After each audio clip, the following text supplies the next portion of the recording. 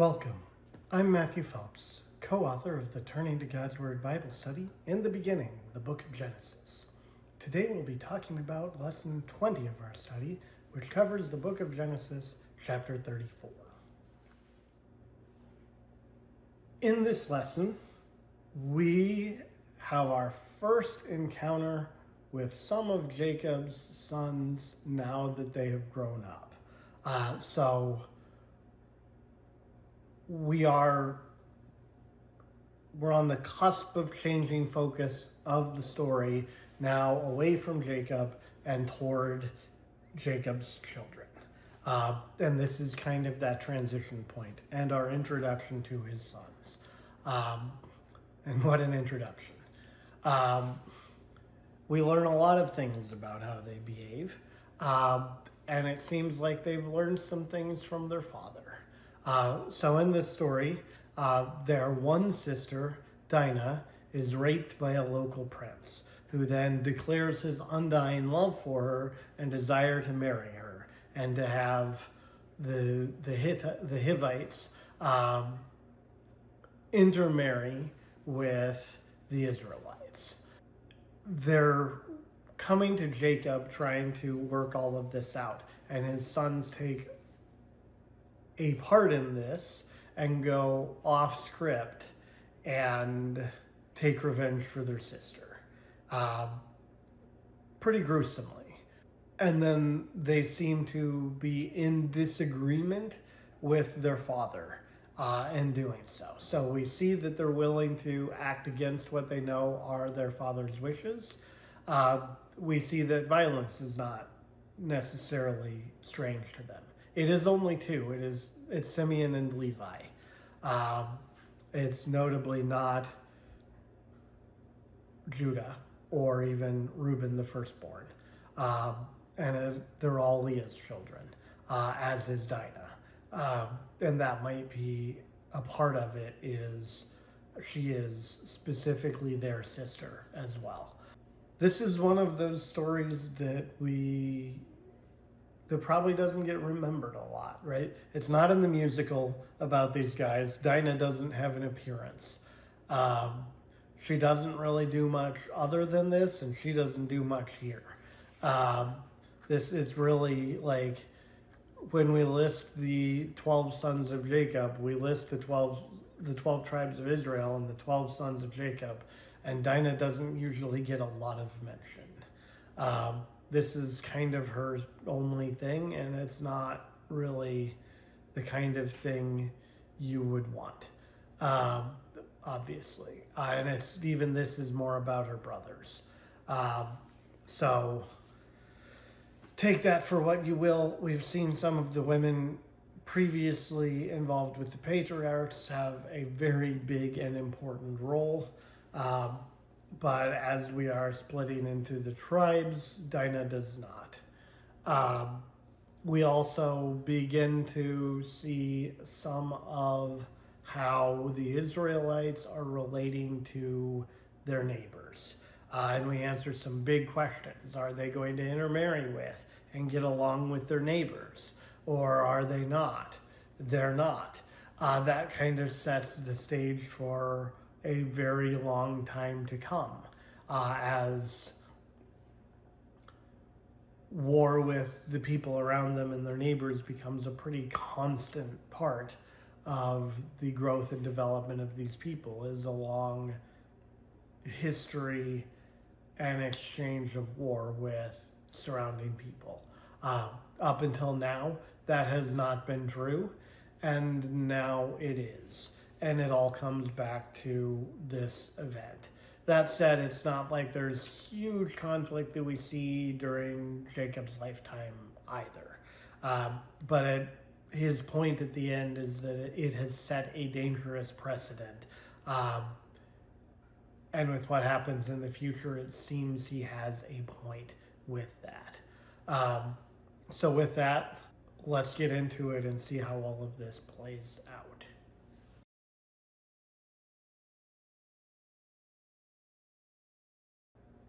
So, setting the stage for what happens. Dinah, Leah and Jacob's daughter, is out to visit the women of the land, and Shechem, the son of Hamor the Hivite, who is a prince of the land, sees her, is overcome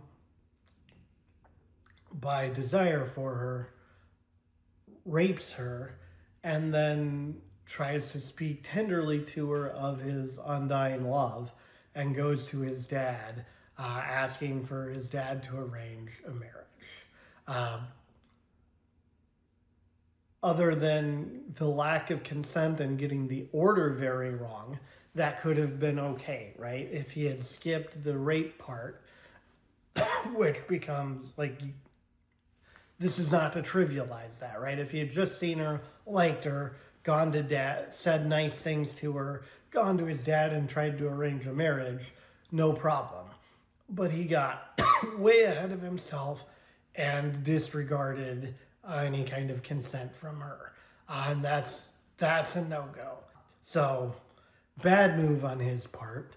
There could be cultural clashing, like that could just be how things were done, and like maybe it's at least culturally acceptable then, if not now. I doubt it.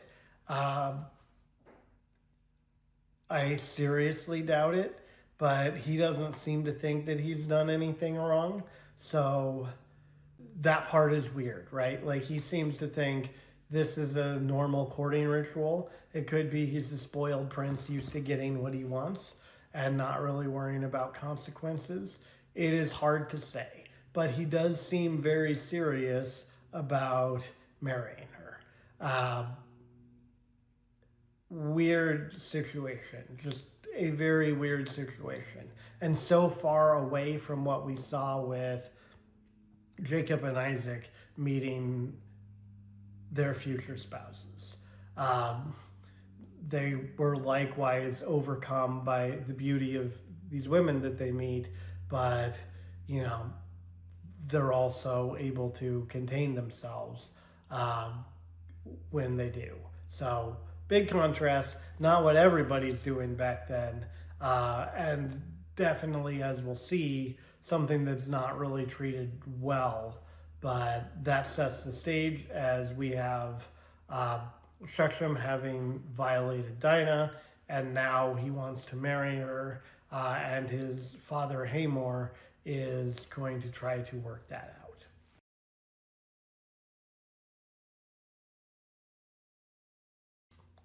Here we see that Jacob becomes aware of the situation before his sons do. And Hamor comes by quickly. If it's able to happen before Jacob's sons know what's going on, they're not wasting any time here. This is happening quickly. Then Hamor shows up to talk to Jacob about Dinah marrying Shechem. But Jacob's sons are coming back from the field. They hear what's going on, and they are upset. And here we see they're upset because this is not a thing you're supposed to do, right? At least from an Israelite point of view, what happened is not okay. They're recognizing it's not okay, and they're angry about it. We're not privy to how Jacob feels about it. All we know is how his sons feel about it, and they are not okay with it.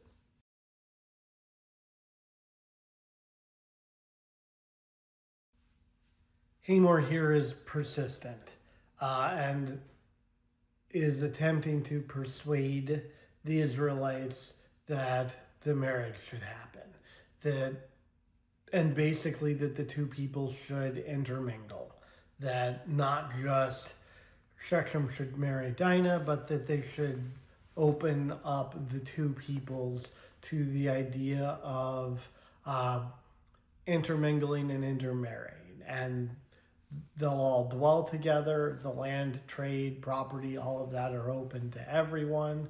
This one thing, giving Dinah to Shechem, seals that union, and basically the two people are able to unify with that and become one. And whatever they want as a marriage present on top of that, he will give them. He is eager to do what his son asked and to make this happen. And he's even going for a broader union than just the one marriage. So it seems like uniting with the Israelites, who are very prosperous, might be desirable in general as well. So he might be trying to leverage the one to help with the other. Of course,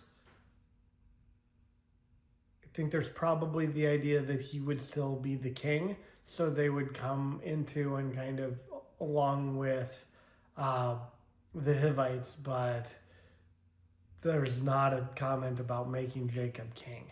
So like they'd still be under him as well. So he's definitely trying to make this whole thing work in his favor, and he's willing to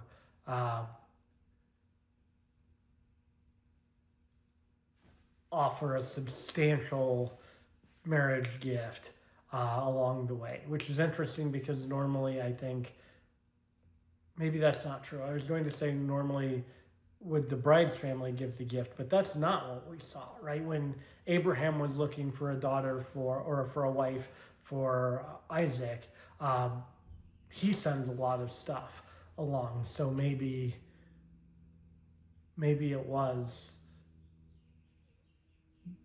the proposed groom's family offers the gift. And in fact, maybe that's just what always happened and I got confused there. But the more I think about it. But he is offering, at any rate, the promise of a very large gift and unifying the peoples and ability to own land and participate in trade, all for giving Dinah to Shechem.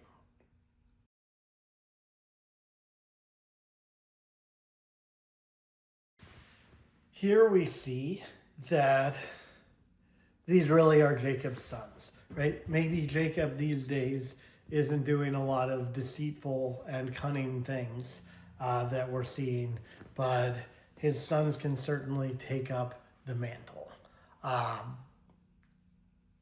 And so they come up with this idea on the spot, which is, but you're not our people, and that's marked by circumcision. How can we unify our peoples? We can't give you our daughter we can't give you our sister when our peoples are not unified, and we can't unify our people when you all aren't engaging with circumcision. So if you're all willing to be circumcised, we can make that work. But that is what we need to start talking about moving this forward. And we know up front that they're acting in bad faith. We don't know what they have in mind, but we know that this is deceitful, that they're acting in bad faith, that they don't think that these people can become circumcised and that will make them Israelites, and that they will be welcomed in as Israelites.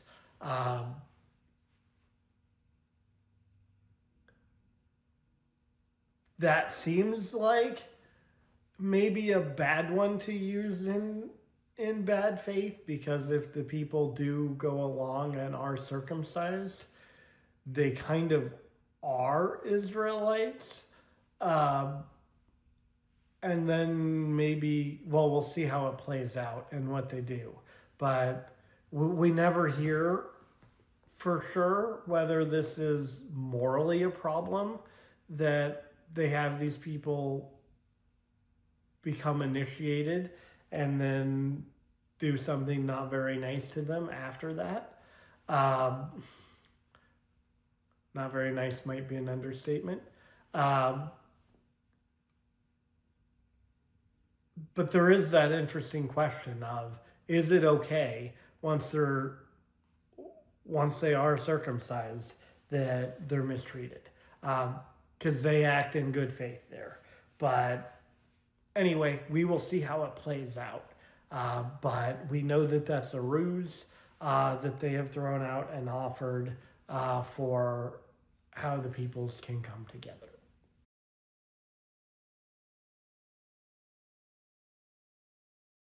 This is more of the same, building on the point. Um, if you're all circumcised, then we can interchange our daughters for marriage, and we can effectively become one people. Um, but if we can't do that and we can't become one people, then we cannot give Dinah up for marriage, and we're going to take off. Um, and that is the condition anyway, building on the point. But again, this highlights the odd moral issue here of, do they become one people when the Hivites are circumcised? Like, I know that's part of the deceit that they have in mind, but is that part a lie or is it not? Is interesting. Like, arguably that does make them one people. Anyway, layers to this, and it's kind of interesting, but that's where they have left their conversation with Hamor.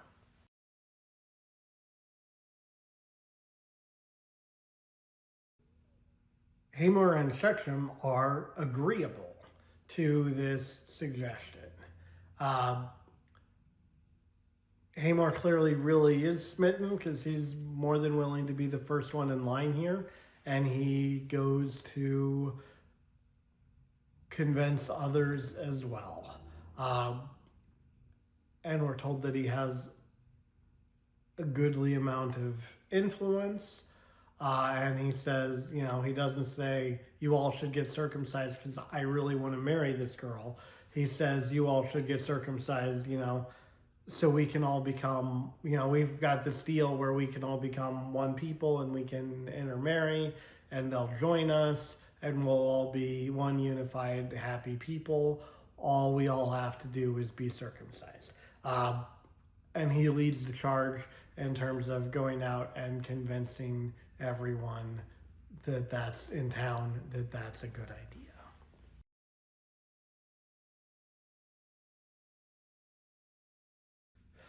He builds on his Hamor's argument continues here. He builds on it more and also says, all that stuff they have, if we intermingle with them, their stuff is our stuff too. Wouldn't it be nice if we had all of that? And they'll be here and all of their stuff will be here. And won't that be good? And at any rate, he convinces people. And they agreed that it would be a good idea to unify the two peoples, and to bring them together. And being willing to do so, all of the males in the city are circumcised.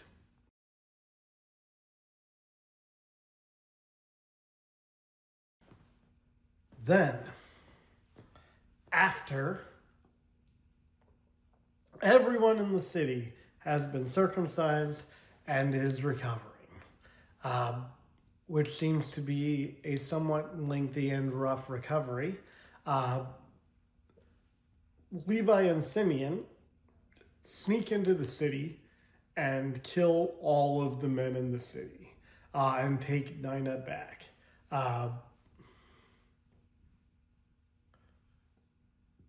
Which was their plan, right? Like, their plan was to offer an appealing union of the people, to impose that condition, and when the people were recovering, to take advantage of that recovery to do this.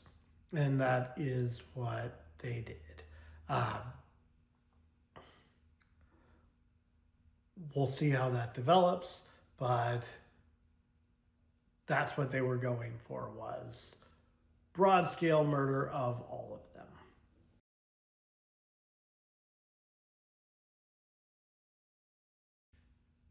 Moreover, we see not only did they kill them all, they took everything that was there as well. Their flocks and their herds, their donkeys, and whatever was in the city and field. All their wealth, all their little ones and their wives, all that was in the houses. They took everything. They were upset, and also wanting to probably make an example. So, yeah, they killed and plundered.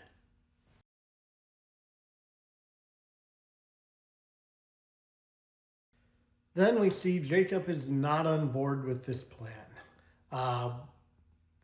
He has this concern that for whatever reason, all of the other inhabitants of the surrounding lands might not care for the fact that they decided to just mass murder a town full of people and plunder. They might not be aware of or care about the reason or the context, and they may feel badly about that, and it may make things harder for the Israelites and strain their relationships with any of the other surrounding peoples. It may also have been inevitable that they were, as outsiders, were not going to have good relationships with the surrounding peoples. This certainly didn't help it. It may not really have been the thing that for sure set off they can't get along. But it did look like they were getting along with the people around them. They have been so far. Abram did and was well respected. Isaac seems to have gotten along fine. And Jacob Israel now, had been getting along fine.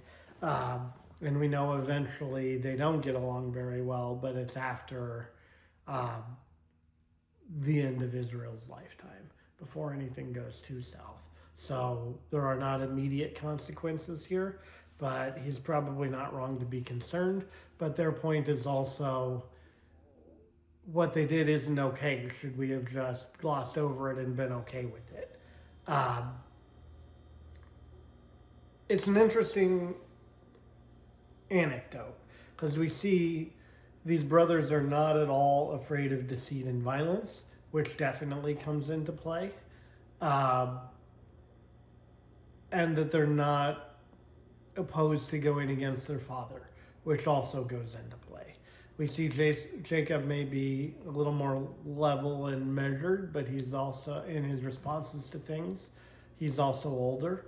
We don't know what he intended to do about what had happened, because they took the reins, they jumped in, offered the deal, acted on it. We know he's not comfortable with what they did. We don't know what he would have done, which is interesting. The other thing, the text doesn't address it, but again, I think it's an interesting question, is from a religious point of view, is what they did okay? Like, revenge aside, and even mass murder aside, because, sometimes in the Old Testament, that's okay. And the plunder and all of that. Like, the way they did it and the nature of the particular deceit. Is it okay for people to have people go through the initiation rite to become what have been Hebrews, and I guess now would be Israelites, although that's a little early, to be circumcised, which is a mark of having accepted your God and being your people? Is it okay to have them do that and then to kill them? Especially when only one of all of those people, Shechem, bears the blame for what happened to Dinah. The others were on good faith saying, yes, we want to intermingle our people and become one with you. They hadn't participated in the rape, and they're all murdered or snatched for what one of their people, albeit a prince, did. That seems like an overreaction. I think Jacob's point is probably well taken, that this is an egregious overreaction on the part of the brothers. And while he doesn't say it, it seems like an affront to God along the way.